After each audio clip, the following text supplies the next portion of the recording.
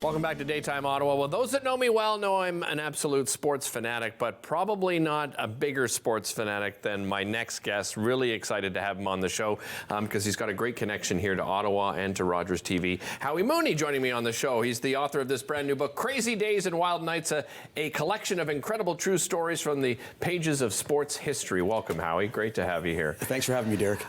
Take us back. Before we get to the book, just memory lane. Your time here at Rogers TV dates back quite a while. Coming back to this building now after 20-some years, it's like coming back home again, except everything's changed inside the building. Yeah, no kidding. When did you fall in love with sports, Howie? Where did that come from? I was in single digits. Born in 1960. My grandfather was a season ticket holder for the Ottawa Rough Riders in the North Stands.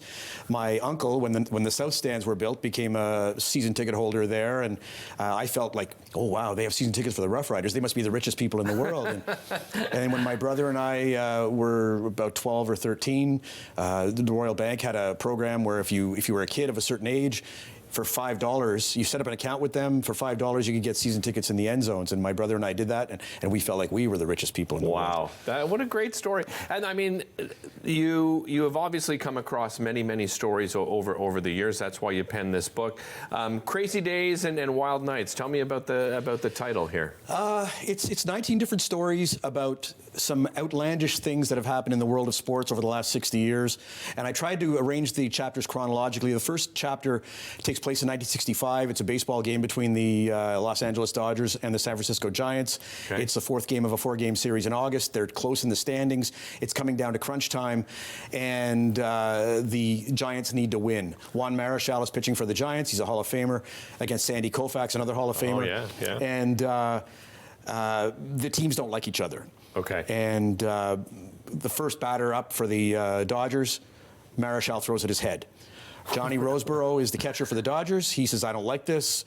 Sandy, I want you to throw at Marichal when he comes up. And he says, I'm not comfortable throwing at somebody's head. And so Roseborough says, leave it to me. Just throw a curveball down and in. I'll have to go block it. And when I throw it back, I'll take care of it. What? And so he touched Marichal's ear like that. Marichal looks at him and says, did you throw at me? You throw my ear? And Roseborough thought he was going to hit him, so he stepped forward aggressively, and Marichal hit him over the head with the bat. Oh my gosh! A massive brawl starts. Oh, I can imagine. Yeah. And Willie Mays is on the Giants, and he says, "I got to do something here." And Roseborough, the catcher for the Dodgers, was his friend, and so he goes and grabs Roseborough out of the pile, and he looks at him and he says, "Rosie, your eye is out." And Rosie says, "What do you mean?" He says, "Your eye is out." And Willie Mays goes to push his eye back into the socket. What? And there's blood flying all over the place. But that's how the book starts. That's the first chapter. Okay. And then it goes from there. There are some outlandishly violent things. There are some stories that you'll laugh at.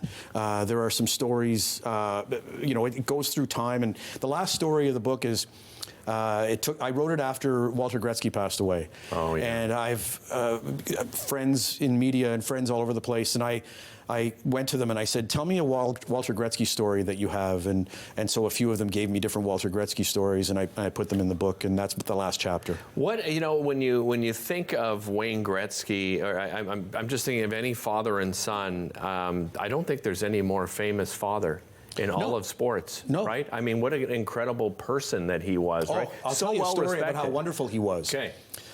Rangers are in town in 1999. I'm covering the Senators for Rogers. Okay. For the show that Stan Newton and I did. Stan, so Stan is my producer, my cameraman.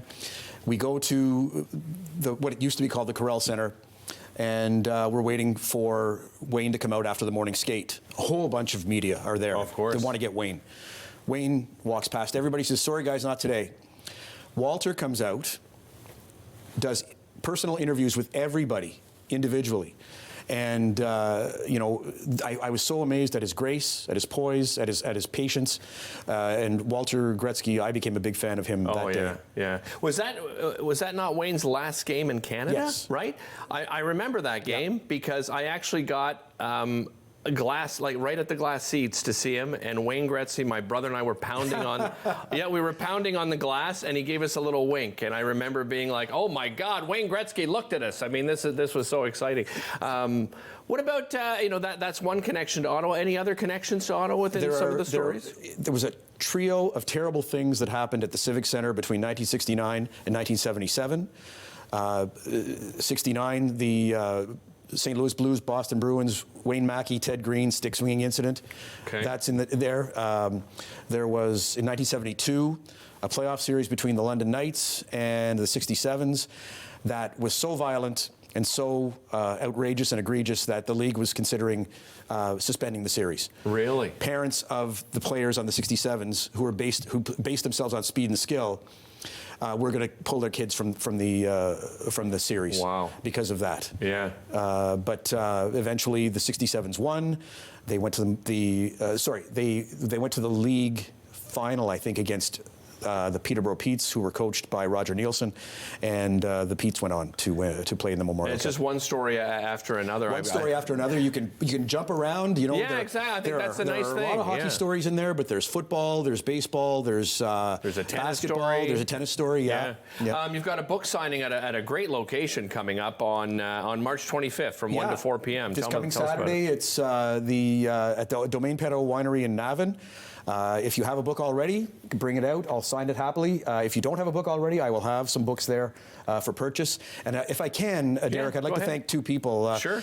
Danny Gallagher is a writer. He used to be a newspaper man. Covered the Expos for a while. Has written 10 books on the Expos. His latest of which is called Around the Horn. It's on Amazon. Get it. It's great. He's great. He mentored me through the whole process of making this book, and then he introduced me to Donna Deering, who oversaw basically the production of the book. If there was such thing as an executive producer in the literary world, she would be the executive producer of that book. She was amazing, kept me in the loop the whole time with everything, and I want to make sure I thank Danny and Donna. Excellent. For any fan of any sport, this is a must-read. Howie, really great to catch up with you here. Thanks so much for joining us. Thanks for having me, Derek. Appreciate it. Again, a reminder that is happening at the Domaine Perreault Winery, March 25th from 1 to 4 p.m. Book signing available as well. We'll be right back after this.